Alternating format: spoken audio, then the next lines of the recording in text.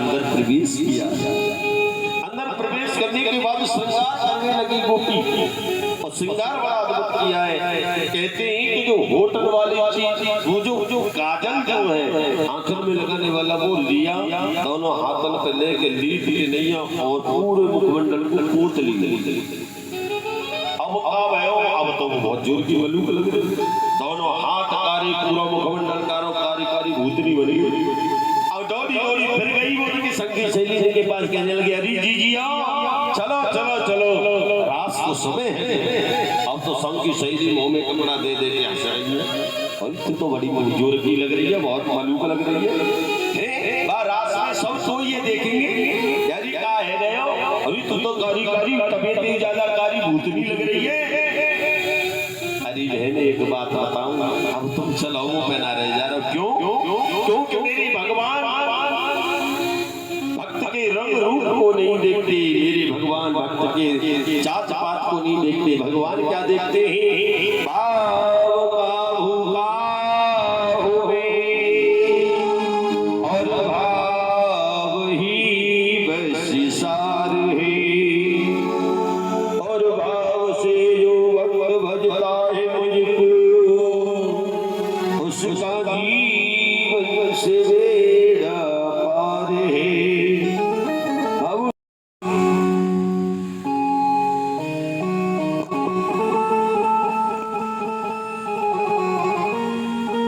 मेरे भक्त के भाव को देखते वह गोपी चलने लगी, सब गोपियां एकत्रित होकर के पहुंच गए और भगवत प्रेमी ने यहाँ पर सुंदर रास रचाया गया।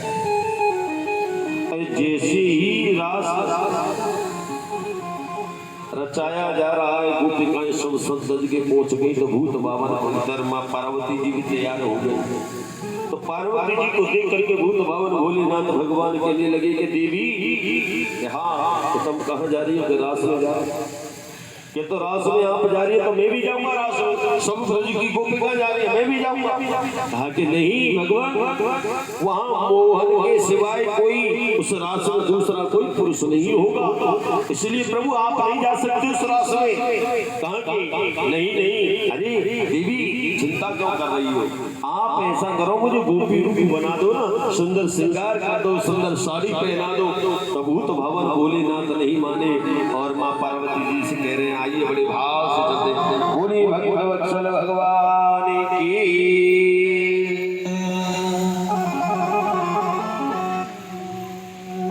और पार्वती से बोले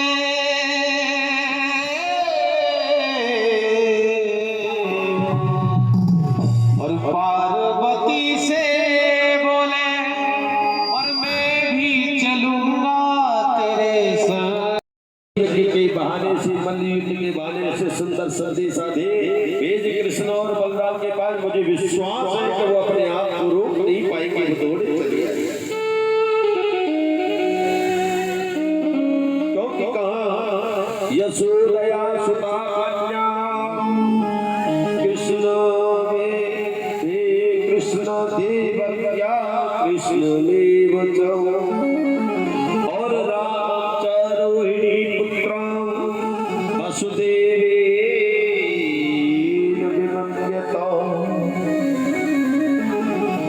कृष्ण और बलराम ब्रजमंडल में पैदा हुए, उन्हें सुंदर संदेशा मिला।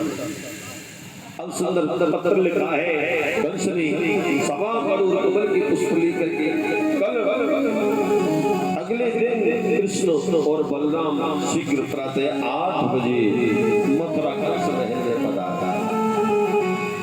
अपने मंत्री को बुलाया कंस ने, अक्रूर जी को। अक्रूर जी अक्रूरोपचितां रात्रि मध्यपुर्या महामते उस्तारत मास्ताय प्रायो नंद गोकुलम। अक्रूरोपचितां रात्रि, अक्रूर जी उस रात्रि को अपने ही घर में अपने ही महल में प्रायो नंद गोकुलम, प्रातः काल होते ही गोकुल भवन के लिए चले। अब जैसे गोकुल में गए तो रास्ते में जा ही रहे थे। अक्रूर से जब आगे बढ़ते हैं ब्रज वृंदावन की ओर तो अटल वन बनता है, जो कि आज भी स्थित है वृंदावन में। अटल चुंगी चौराई के नाम से प्रसिद्ध है। आप जब भी जाओगे कभी वृंदावन में तो अटल चुंगी चौराई से ही परिक्रमा में हमारा आश्रम पड़ता है। हनुमत कृपा मंदिर तो उन्होंने गुरुजी ने क्या देखा कि कच्चा रास्ता है और उस कच्चे रास्ते में गौ माता के पैर चरण बने हुए, खुर बने हुए। इधर उधर एक नन्हे से बालक के चरण बने, वो समझ गए और कोई नहीं है, मेरे गोविंद के ही चरण है। लेकिन अक्रूर जी ने मन में विचार किया कि अभी तक जो भी मामा कंस के गढ़ गए हैं, जो भी कंस के गढ़ गए, अगासुर बकासुर शरणागत सक्तासुर और उनकी ढेर पूतना तक उस सब का उद्धार कर दिया मेरे कन्हैया ने। अब मैं जा रहा हूँ, ये संभव नहीं है लौट करके वापस आऊंगा। लेकिन ये भी लिखा है वेदों में, अवश्य में भगवद्यम कर्माकाश सुवासनम, व्यक्ति को अपने किए हुए कर्मों का भोग भोगना ही पड़ेगा। जैसा कर्म करेगा बंदे वैसा ही फल पाएगा। और बोया पेड़ बबूल का तो आम कहां से खाएगा, कर्मों का भोग भोगना ही पड़ेगा। सुखदेव जी महाराज राजा परीक्षित को बताते हैं कि राजन,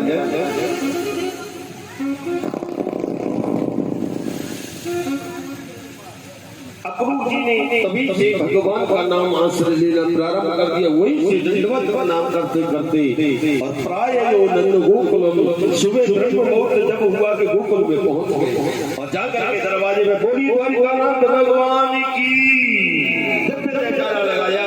कन्हैया ने देखा, अरे भैया कौन आया हमारे यहाँ? कृष्ण बलराम दौड़े दौड़े आए। जैसे देखा अक्रूर जी को सुंदर पत्र संदेशा दिया है, उस संदेश को पढ़ा कन्हैया ने कहा, ये तो हमारे मामा श्री ने भेजा है। ये समस्त गणोर कमल के पुष्प लेकर के कल ब्रह्म मुहूर्त में दोनों कृष्ण और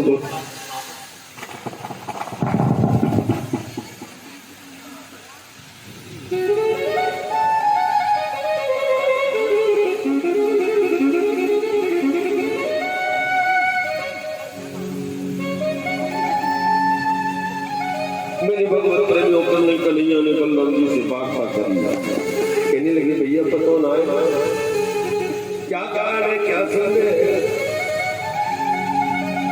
एक काम करते हम तुम दोनों मिलकर के गुरु जी से मिलते, वार्ता करते, वार्ता करी। उस पत्र को देखा, कहा कि भैया बलराम एक काम करते हैं, ये मामा ने संदेश जो भेजियो है तो हम मामा के पास चल रहे, और मामा के पास जाएंगे तो ये ग्वाल वाला हमें जाने नहीं देंगे, ये मैया नहीं जाने देगी, ये बेचारी रो रो के बेचारी मर जाएगी। एक काम करो, चुपके से चलते हैं, जैसे खेल रहे वैसे ही चलो। अगर कपड़ा पहन के वस्त्र चेंज करेंगे तो ये सब समझ जाएंगे, अरे कन्हैया आ जाएगी, तैयारी करो। सब पूछेंगे, सब आगे खड़े जाएंगे, कोई जाने नहीं। ऐसा करो जैसी खेल रहे बल्ला भैया, चुपचाप चलो, दौड़े दौड़े और रथ में बैठो, चल जैसी कन्हैया उन्हें बलराम जी से गई, बलराम जी और कन्हैया दौड़े दौड़े रथ में गए। ओहो, इधर आहट से उन गोपियों को, उन ग्वाल वालों को पता लग गई, अरे कन्हैया कहाँ जा रहा है, दौड़ा दौड़ा रथ में गया गया गया। रथ में बैठे हुए श्री गोविंद को जाते हुए देखा। आज मेरे भगवत प्रेमियों गोपी बाल बाल उस रथ के सामने लेट गए। कहने लगी कन्हैया, अरे तुम तो कहते थे ब्रजवासी जीवन वल्लभ सदा और मेरे प्राण आधार।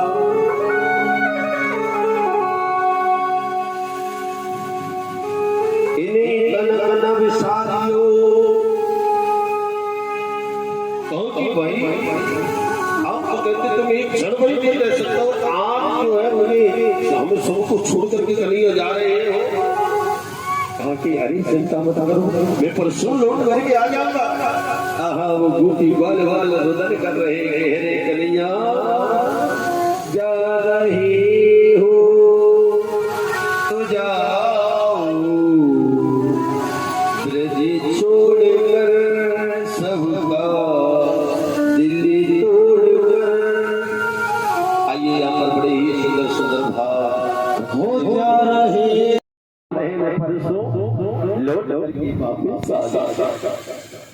आज मेरे भगवत प्रेमी सुखदेव जी महाराज राजा परीक्षित को बताते हैं कि राजा गोविंद भगवान जैसे ही रथ पर विराजमान हुए रथ को दौड़ाया, आगे पहुंचे तो बलराम जी ने कन्हैया से कही, भैया कन्हैया यहाँ हम कहाँ जा रहे हैं? कि मामा के पास। कि मामा हमारे कौन है? मथुरा की राजा नरेश राजा है। कि राजा के हम कौन है? के भांजे। तो देखिए वो समझो कहेंगे मथुरा भाई, देखो ये राजा के भांजे, तन पे नहीं है लगता, चल दिए कलकत्ता।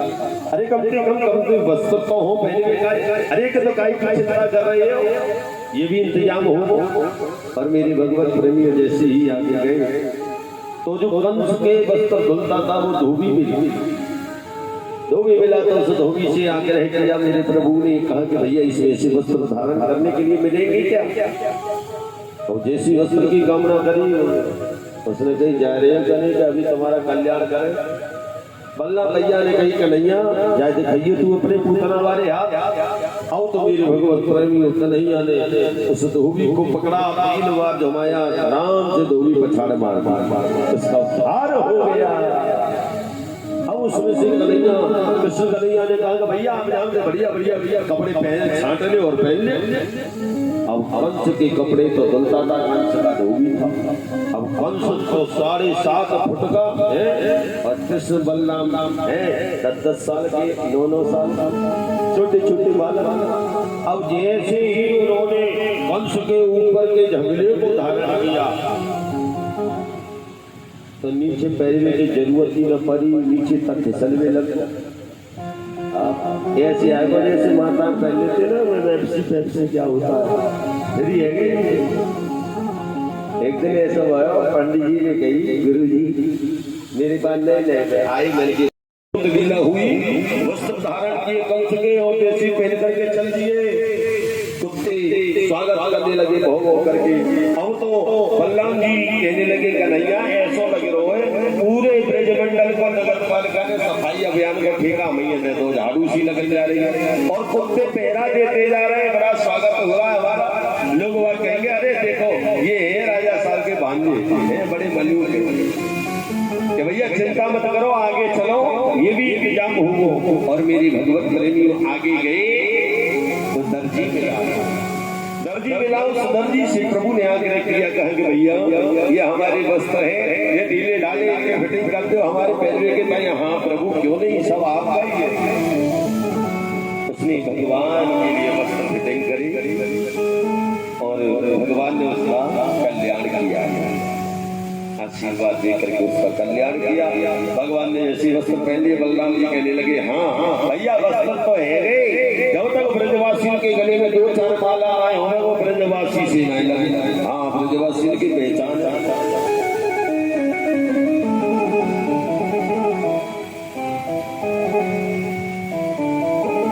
के तो आगे चलो, ये भी इंतजाम हो। आगे गई तो भगवत प्रेमी सुदामा नाम का माली मिला। कौन सा माली मिला? सुदामा। सुदामा नाम के माली से आग्रह किया, उस माली ने भगवत प्रेमी माला द्वारिकानाथ भगवान और उनको अपने हाथों से जैसी पहनाई तो भगवान ने उसका भी कल्याण किया। अब माला पहन करके बलराम जी ने कहा कि देखो भैया वस्त्र है कि माला है कि जब तक ब्रजवासियों के माथे पे तिलक चंदन ना होगा वो ब्रजवासी से नहीं लगे। भैया एक चीज की कमी और रहेगी या की और पूर्ति है जाए, चिंता मत करो, या कोई इंतजाम हो। भगवत प्रेमी आगे पहुंचे हैं।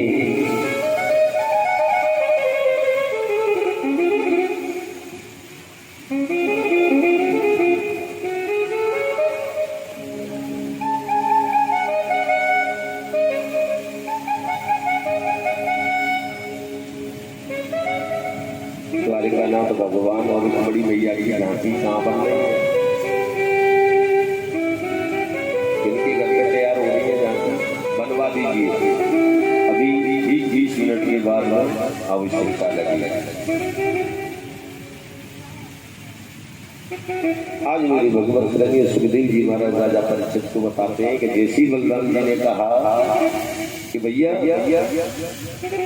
जब तक गलत चंदन न हो गए तो ब्रजवासी से ना लगे कि भैया गलत चंदन और होना चाहिए, चलो आगे यादों में इंतजाम हो। पर भगवत प्रेमी जैसी गए आगे पहुंचे तो एक बगीचा और उस बगीचे में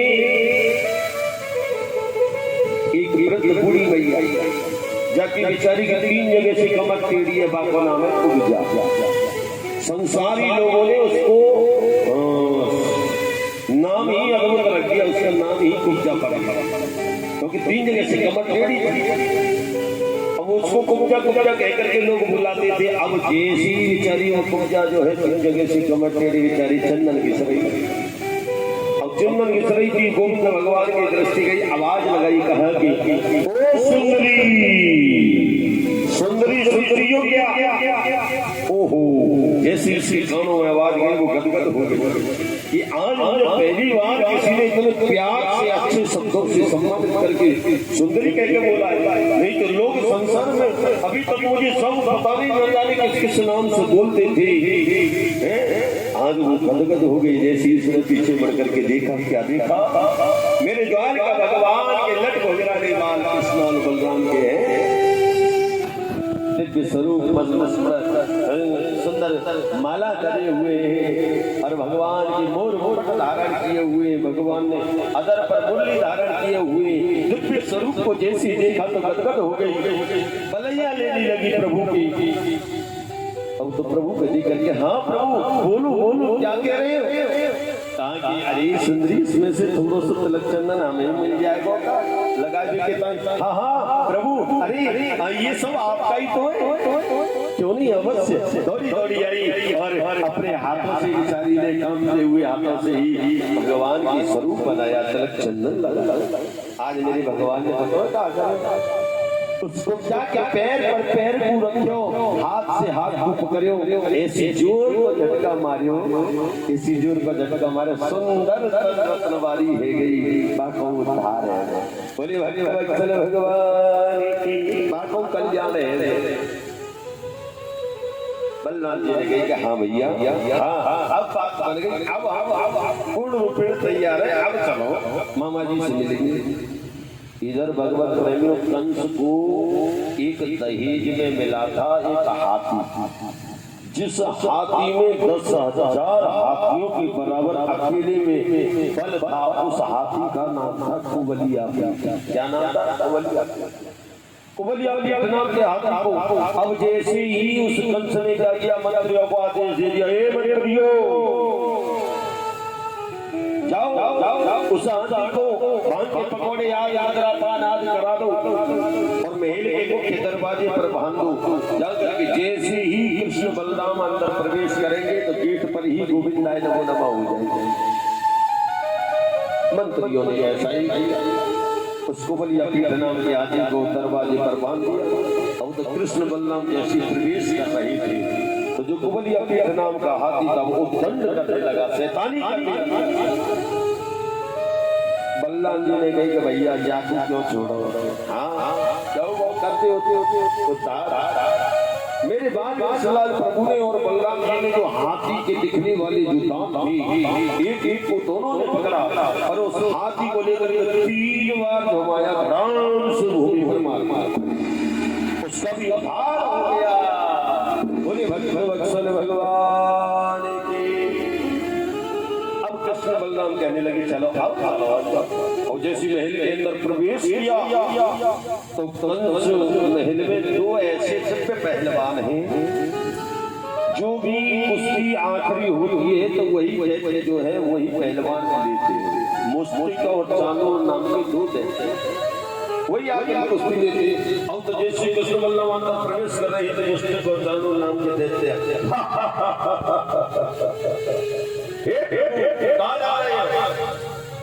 महामा जी से मिलने के लिए। अरे महामा जी से तो जब मिलना पहले आ गया कि हमसे मिलो, हमसे मल्लयुद्ध करो कि भैया ऐसी बात है कि हाँ बलराम जी ने कही कि नहीं इन्हें कोई हाथ करते नहीं, हाँ जब सब कोई कल्याण है वो इनको करो। तो मेरे बाद लाल प्रभु ने मुश्तिक नाम के दैत्य का ऐसे छोड़ के उसी का प्रहार किया, उसकी गोविंदाय नमो नमः। बल्ला ने चाणूर नाम के दैत्य का ऐसे छोड़ की लाल प्रहार किया, चाणूर का भी उद्धार हो गया। भले भले भगवत्सल भगवान की। इसके तत्पश्चात श्रीदेवी महाराज राजा परीक्षित को बताते हैं तो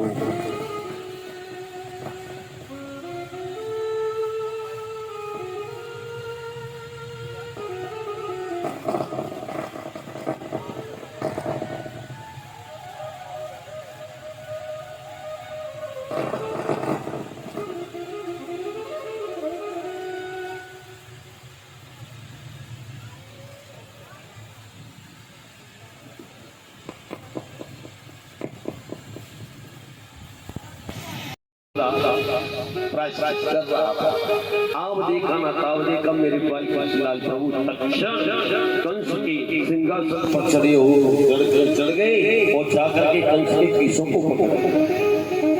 अब जैसे ही कंस के केसों को पकड़ा है और जैसे कंस के केस पकड़ करके जो माने लगे तो कंस से घोड़ाने लगा। अंतिम श्वासों को गिर रहा था।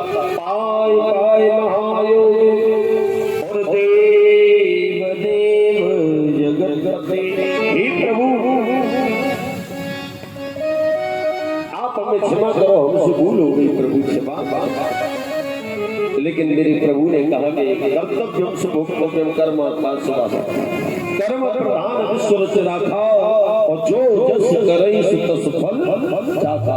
प्राणी को अपने कर्मों का भोग भोगना पड़ता है। मामा जी याद है क्या आप कह रहे हो छोड़ो छोड़ो छोड़ो, मैं छोड़ लेकिन बशर्ते आपको याद है कि आपने जब अपनी बहन देवकी का अपने हाथों से कन्यादान पूजन किया था, जी किया था। और ठीक उसके बाद जैसे ही आकाशवाणी हुई कि एक अंश जिस बहन देवकी को तू विदा करने के लिए जा रहा है इसका स्तन गर्भवती काल होगा, तो तुम्हारे कानों में जैसी आवाज गई तत्क्षण तुमने देवकी के केसों को पकड़ लिया और 3 बार करके घुमाया। कहाँ कहना रहेगा बांसुरी बजेगी बांसुरी। आपने मारना चाहा, अगर मौजूद वसुदेव जी नहीं होती तो आप मार देते। वसुदेव जी ने हाथ लगाए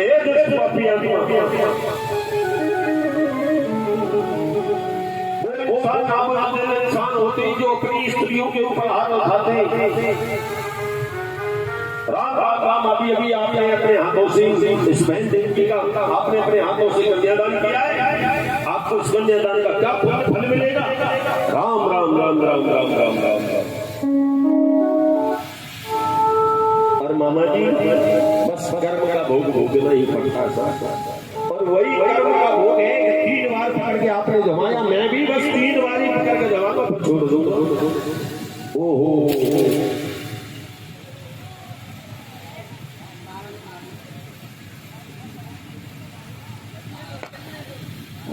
बोलते ऐसी जमाए 3 बार जैसी कंसी के लोगों पकड़ के जमाया अंतिम स्वातों में सीखता रहा। लेकिन मेरे बाल लाल प्रभु ने धाम से भूमि पर मार दिया, कंस का उद्धार हो गया। बड़ी बड़ी समर्दन भगवान की। जब कंस का पूरे ब्रह्मांड में घर घर दीप जलाए गए, सभी देवता जय सत्ता नमः सत्ता सत्य सत्य चकारे जयकार की कमियां होने लगी है। स्वागतम कृष्णा हरिनागतम कृष्णा लागी लगन मन तोड़ना हरि जी लागी लगन मन तोड़ना।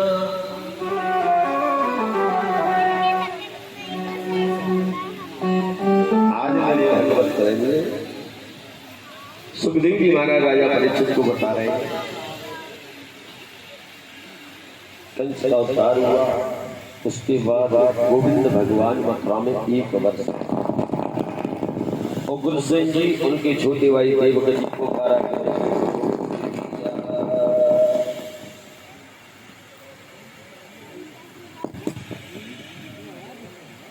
कारागार से मुक्त किया।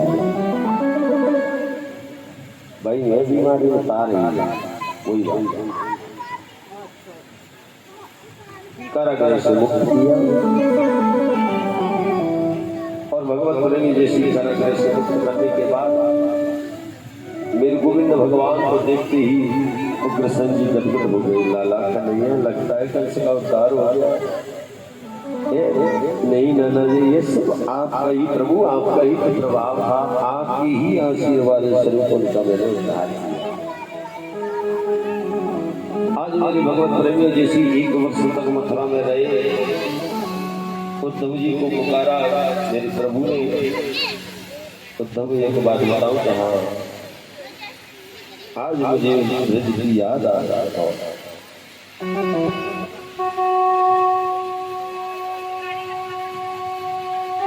उठो भैया को बताइए तेरो लाला को पाया।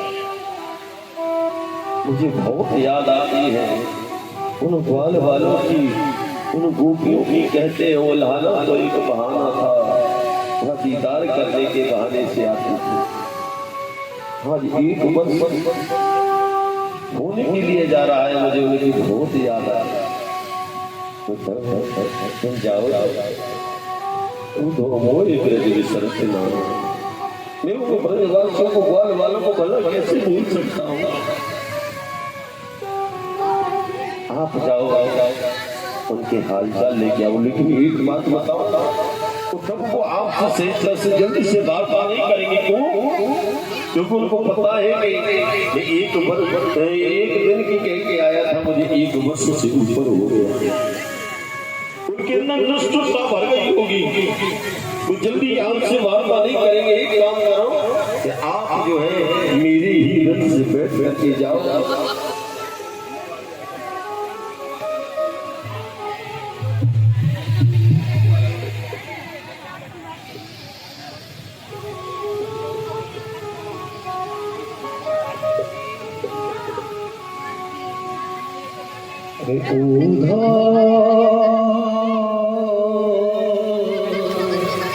मोहे ब्रज बिसरत नाही, हंस सुता को सुंदर कली रवे, हंस सुता को सुंदर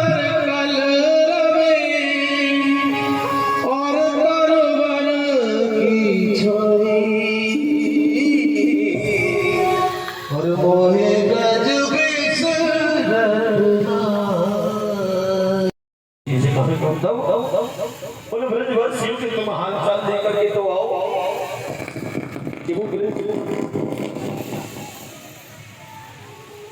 ब्रजवासी बलिवान ठीक तो है, सभी आनंदित तो है ना। लेकिन एक बात बताऊं कन्हैया, उद्धव कि वो जल्दी से आपसे वार्ता नहीं करेंगे। क्यों? क्योंकि आप मेरे ही रथ से जाओ, मेरी काली कमी धारण करने जाओ, मेरा मोर। जैसे उद्धव जी गए रथ पर बैठ कर भगवान के अंग वस्त्र काली कमी मोर मुकुट आदि धारण करके, जैसे दुर्ग्वाल वाल 1 वर्ष होने के लिए जा रहा है, लेकिन रोज प्रतिदिन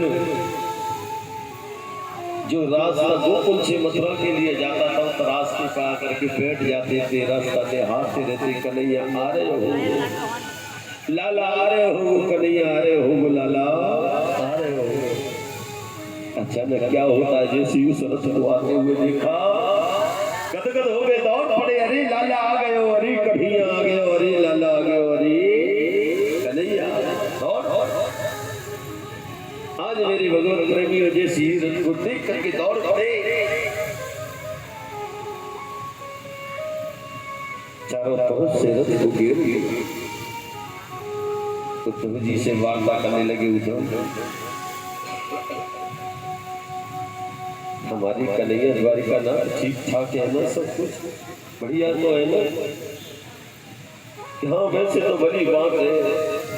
ये तो एक बात बताओ वालों, उद्धव जी पूछने लगे कि ये इतना विशाल जलाशय कैसे भरा हुआ, कोई बाढ़ फाड़ आ गई है, कोई नदी फदी में से है, क्या हुआ, कोई बारिश इस बार भयंकर हो गई है क्या? इतना भयंकर जलाशय है, तालाब मैंने आपकी बार पहली बार देखा, पहले आया हूँ कई बार गोकुल में नहीं देखा। कहा कि जब से गोविंद जब से कन्हैया हमें छोड़ करके गए हैं तब से हम ब्रजवासी एकत्रित होकर के एक जगह बैठ जाते हैं और राज आते रहते हैं, सुपात होते रहते हैं, आंसू आते रहते हैं। अब यहाँ रो रो करके और कुछ नहीं है, सब हम ब्रजवासियों के आंसू है, अश्रुधारा हो। जना भी तुझे ब्रजवासियों की याद नहीं है। आज मेरे भगवत प्रेमी हो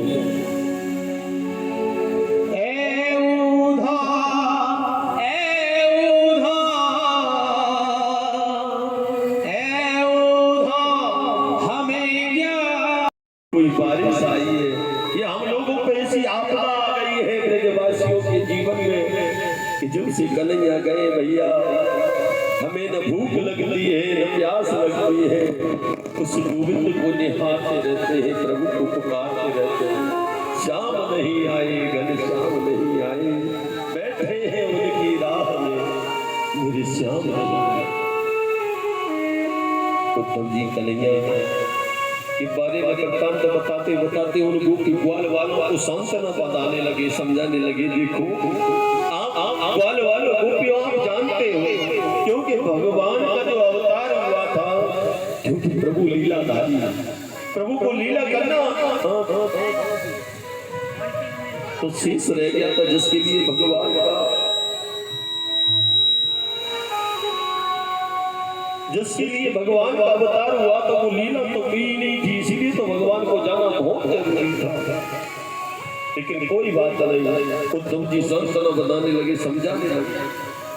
वो गोपियां कहने लगी, आप उस निष्ठुर कन्हैया की बातें करते हो, उद्धव परसों की कहीं करके बरसों बीत गए, अभी तक लौट करके नहीं आए। सूदो सूदो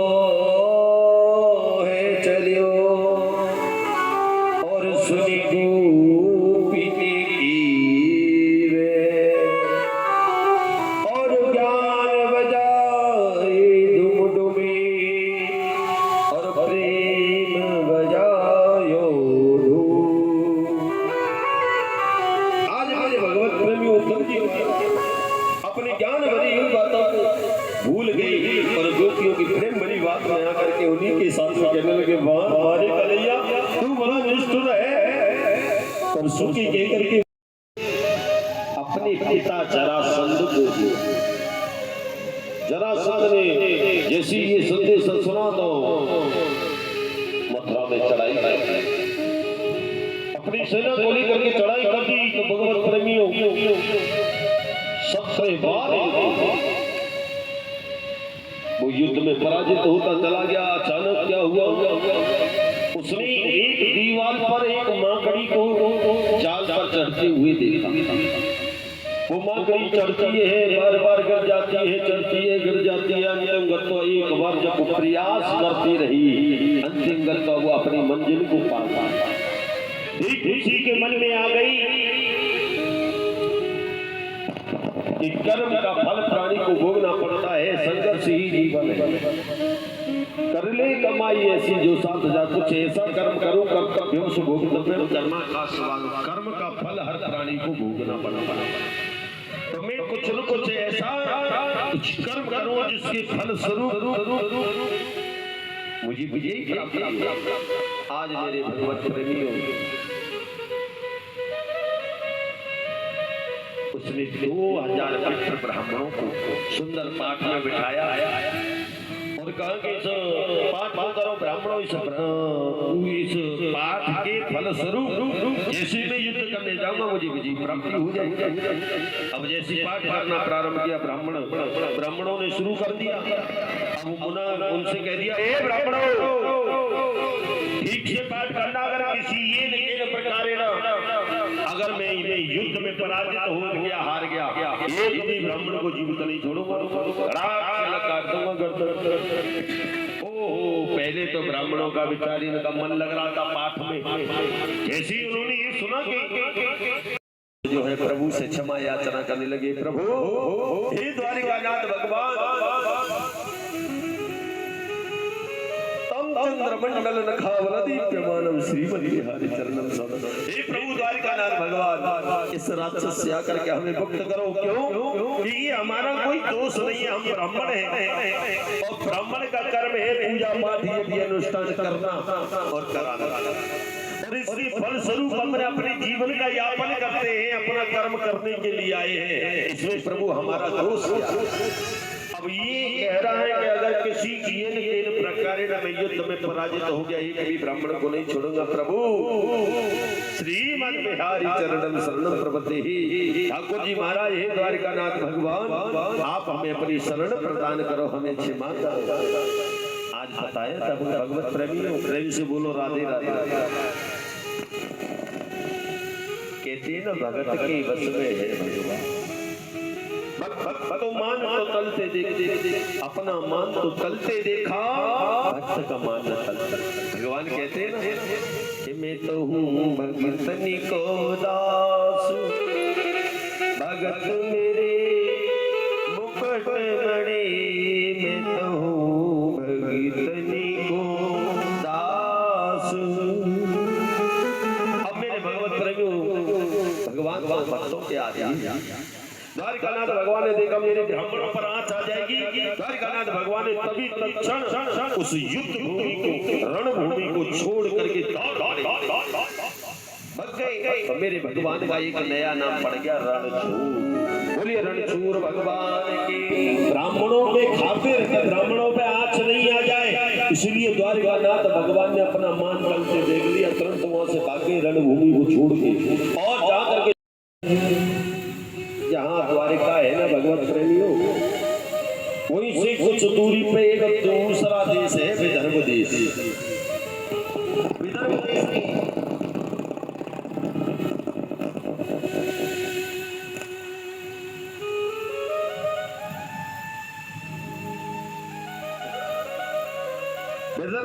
के एक राजा है।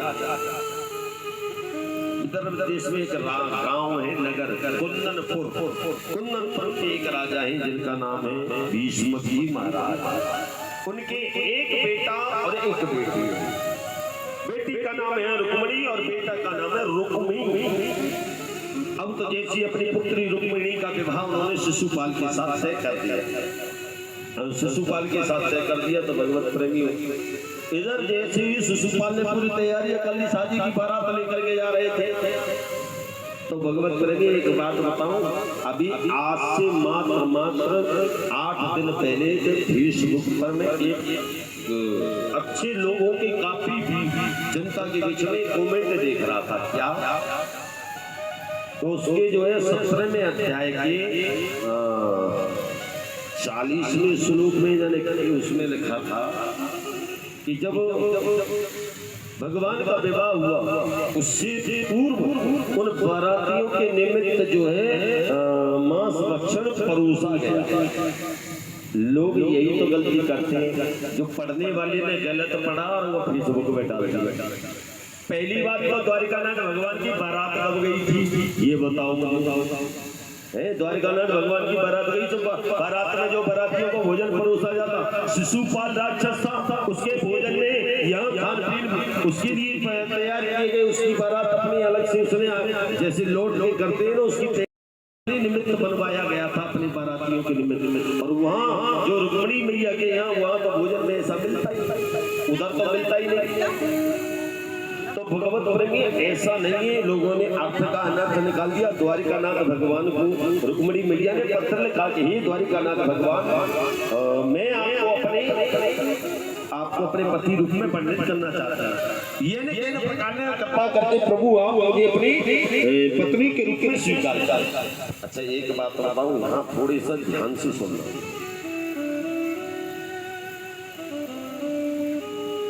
रुक्मिणी मैया ने द्वारिकानाथ भगवान को देखा था क्या? नहीं देखा।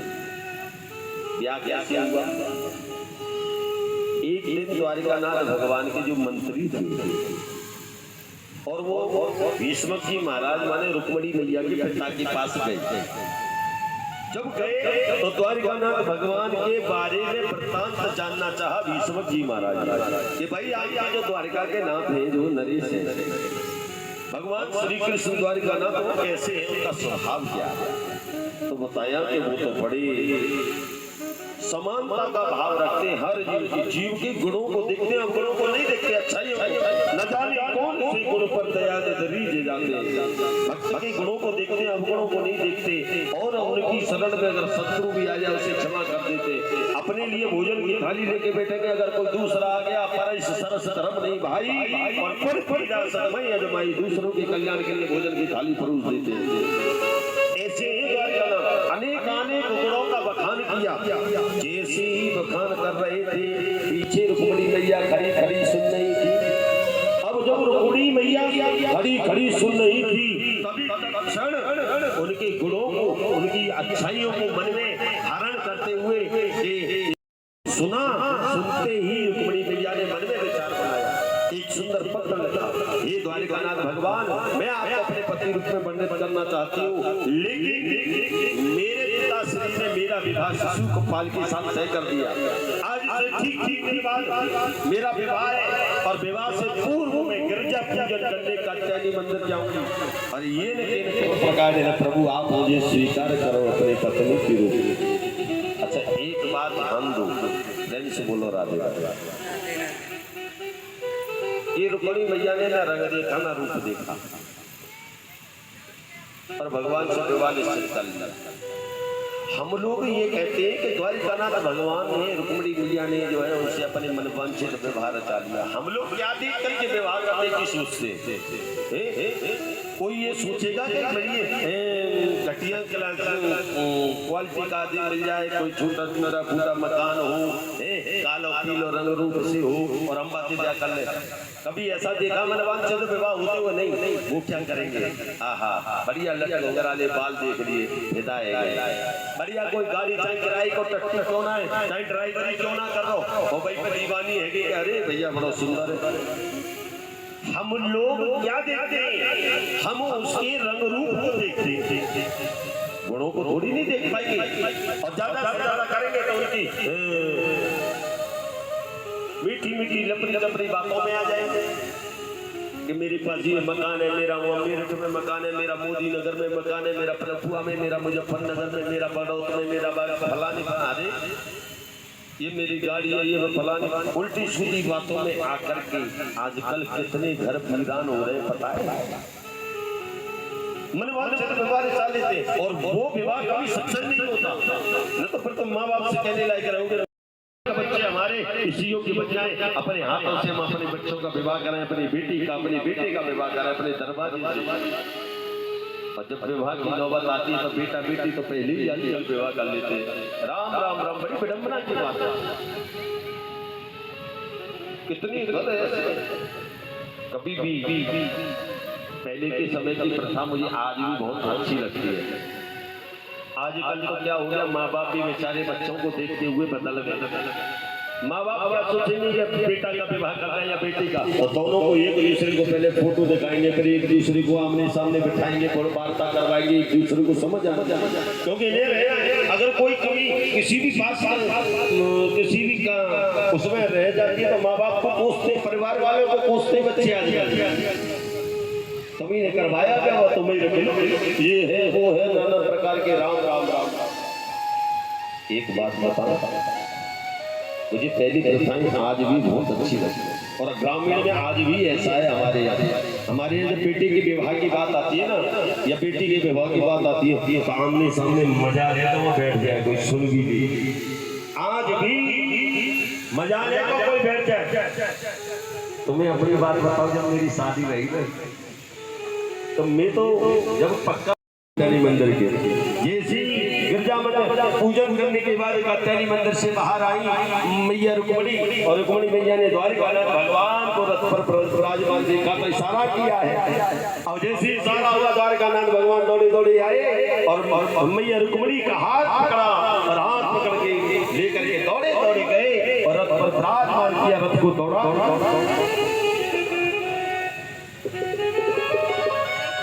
घोड़े को और तो मेरे भगवत भी वहाँ द्वारका में गई, द्वारका में जाकर के प्रभु ने माला अर्पण करके सुंदर विवाह संपन्न किया। तो भगवान की कहाँ बारात कहाँ गई भैया, बारात में क्या परोसा कोई नहीं गया, भगवान तो स्वयं ही घर ही गए आए। बड़ी भैया को वही जो है फॉर्मेलिटी करी, जैसे आजकल कर लेते बहुत से है गुप चुप ब्याह बहुत है जाए, मंदिर में कर लिए बहुत ही वृंदावन हमारे आश्रम में कर में 2-4 बार। बोलो वृंदावन बिहारी लाल की। तो आइए प्रारंभ करा, माला हाथ में देना पड़ेगा।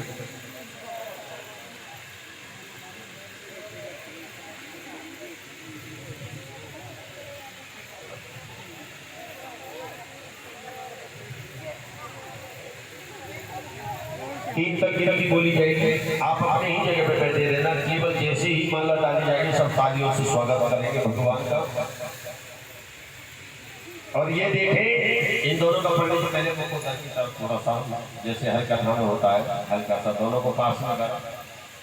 अरे बीच में ललना किया जाएगा। देखो भगवान के आप सभी दर्शन करें, रुक्मिणी के दिव्य स्वरूप का हम दर्शन करेंगे और देखते हैं पहले कौन माला डालता है। इन दोनों में विवाह की खुशी किसको ज्यादा है, वही पहले माला डाल देगा। मैं 3 तक गिनती बोलूंगा, देखते हैं कौन पहले डालता है। 1 2 2.5 3।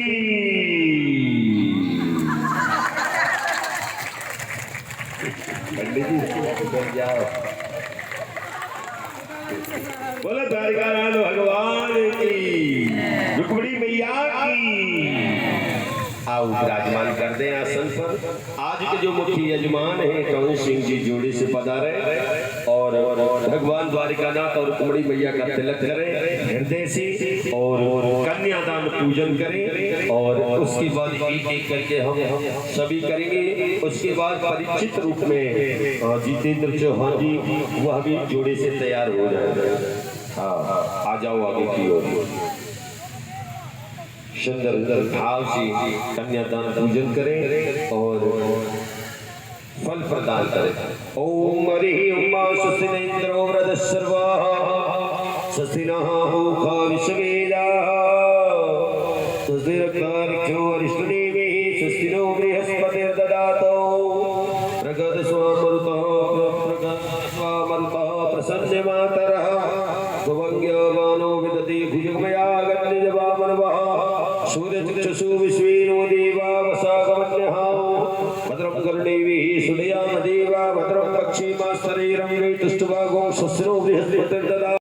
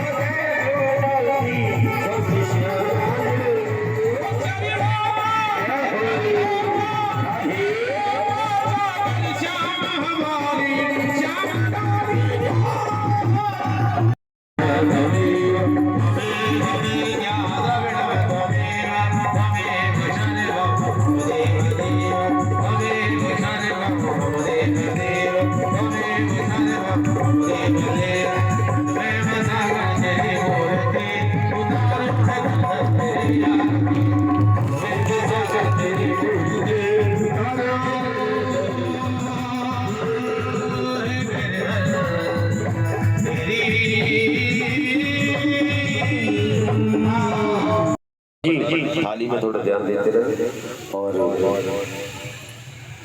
विशेषता याद रखें, आप सब समय से पधारेंगे, एक पुष्प की माला लेकर के आएंगे और तन मन धन से सेवा करें। जिनकी सेवा हो चुकी है बहुत अच्छी बात है, कल और व्यास के रूप में थोड़ा थोड़ा और भगवान के नाम पे लगा देना, कोई बात नहीं। ये सोच लेना हमने अपने घर में एक कट्टा सीमेंट कम लगा दिया, साल में एक साड़ी कम पहन ली, गोविंद के नाम में कर रहे हैं।